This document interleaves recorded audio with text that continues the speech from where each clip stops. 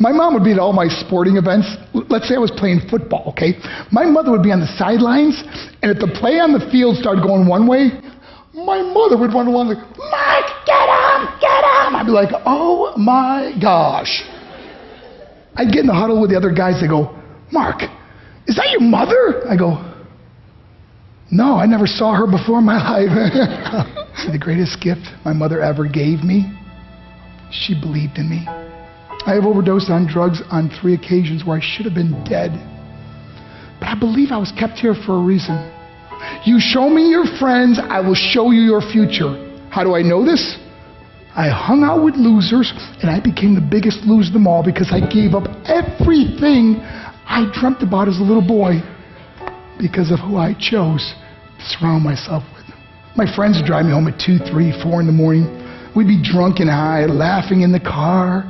We'd pull up in front of my house in New York. They go, Mark, the light's on. I go, oh man, my mother's up.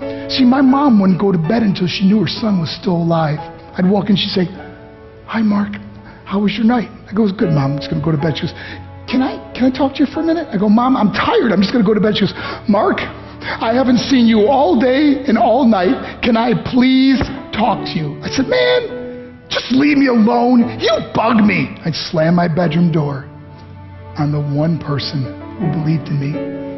I was on a worldwide tour and we were wrestling overseas in Japan. After my wrestling match, I went upstairs in my hotel room and I fell asleep.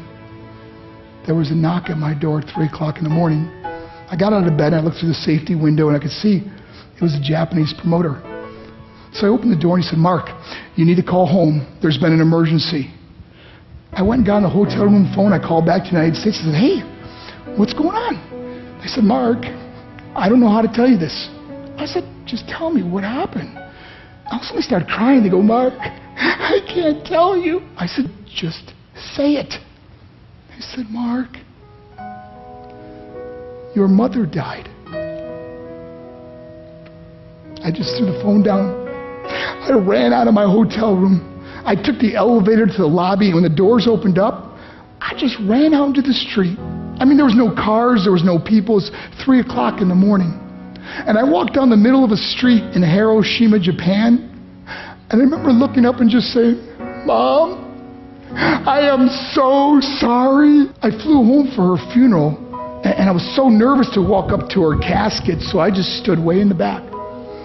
And I kept looking from a distance. I kept thinking to myself, Mom, please wake up. Please get up. And then I finally got the nerve to walk up to her. And as I got closer, I could see my mom for the first time. I mean, she was so beautiful. She was dressed in white. I mean, she looked like an angel. And I just stood over her and I said, Mom, you are my hero. Everything I am, everything I hope to be was because of you. You loved me so much. You gave me a life. You're the only one that ever believed in me. How did I repay her? By getting drunk, by getting high, by getting stupid, by hanging out with losers. For what? All she ever wanted to do was talk to me. I wish I could talk to you now, Mom.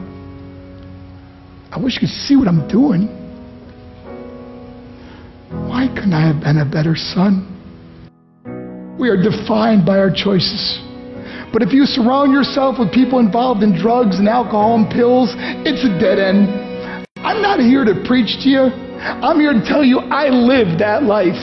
It leads to broken hearts, broken relationships, broken dreams, and death. For what? To get high? If you have a mother or a father, when you go home, tell them how much you love them.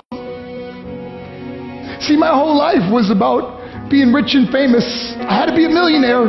I had to win the race. I had to win the race at the expense of my marriage, my family, my friends. For what? To be all alone in the world? I learned what is truly important, and that is how precious this gift of life is, and our families, and how quickly it can be taken away.